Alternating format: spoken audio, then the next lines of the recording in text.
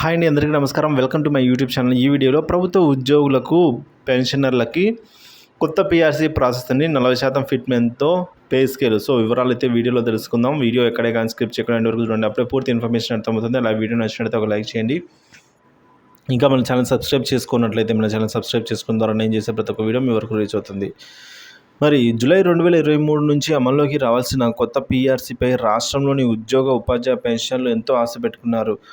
తెలంగాణ తొలి పీఆర్సీ నందు కేసీఆర్ ప్రభుత్వం తీవ్ర నష్టం చేసింది అని అయితే చెప్తున్నారు. సో 33 నెలల పీఆర్సీ బకాయిలు చెల్లించకుండా మొండి చేయి చూపించింది. ఈ నష్టాన్ని భర్తీ చేసే విధంగా తెలంగాణ రెండో పీఆర్సీ ఉండాలని ఆకాంక్షిస్తూ ఉన్నారు.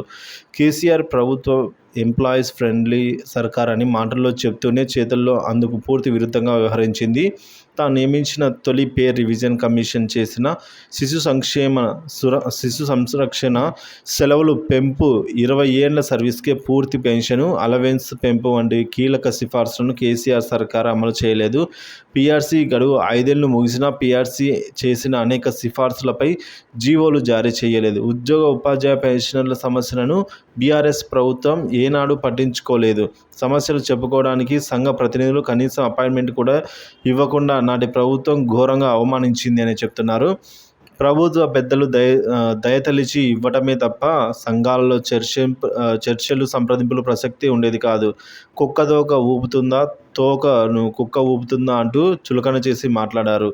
తమ అహంకారపూరిత ప్రవర్తనతో రాష్ట్రంలోని 3.5 లక్షల మంది ఉద్యోగ ఉపాధ్యాయ ఆత్మగౌరవాన్ని నాడు పాలకులు మంటగలిపారు. సో కనీసం ప్రతి నెల 1వ తేదీ నాడు చెల్లించాల్సిన జీతాల గురించి కూడా కేసీఆర్ సర్కార్ ఏనాడు పట్టించుకోలేదని చెప్తున్నారు. ఇక రోజుకు కొన్ని జిల్లాల చొప్పున జీతాలు చెల్లించి ఒక్కో నెల 3వ వారం వరకు కూడా సాగదీశారని చెప్తున్నారు. ఇక కాంగ్రెస్ సర్కార్ అధికారంలోకి వచ్చిన 2 నెలల్లోనే జీతాలు చెల్లింపుల సమస్యలను పరిష్కరించారు.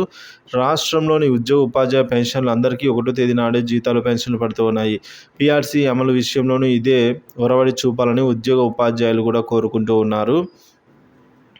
సో మరి ఇది ఇలా ఉండగా 40% ఫిట్మెంట్ విషయానికి వచ్చినట్లయితే ద్రవ్యోల్బణం కారణంగా రూపాయి కొనుగోలు శక్తి క్షీణించి ఉద్యోగ ఉపాధ్యాయ నిజ వేతనాలు క్రమంగా తగ్గిపోతున్నాయి. దీన్ని దృష్టిలో పెట్టుకుని కనీసం 40% ఫిట్మెంట్ ఇవ్వాలి. 5 రాష్ట్రాల్లో కాంట్రిబ్యూటరీ పెన్షన్ స్కీమ్ని ఎత్తివేశారు. మన రాష్ట్రంలో ప్రభుత్వం సిపిఎస్ రద్దు చేస్తామని ఉద్యోగులకు హామీ కూడా ఇచ్చింది. పే రివిజన్ కమిటీ ప్రభుత్వానికి ఈ మేరకు సిఫార్సులు జారీ చేయాలి. విద్యాశాఖలో పనిచేస్తున్న ఉపాధ్యాయులు 25 ఏళ్ల సర్వీస్ పూర్తి చేసినా కనీసం ఒక్క ప్రమోషన్కి కూడా నోచుకోవడం లేదనేది చెప్తున్నారు.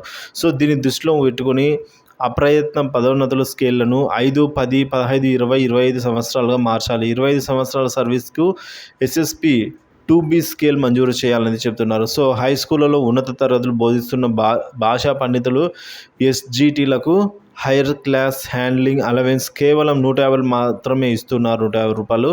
సో ఏపీ ప్రభుత్వము అక్కడ టీచర్లకు ఎప్పటి నుంచో 2,500 ఇస్తుంది. ఇది మన రాష్ట్రంలో నెలకు 3,000గా మంజూరుకు రికమెండ్ చేయాలని అయితే కోరడం జరిగింది.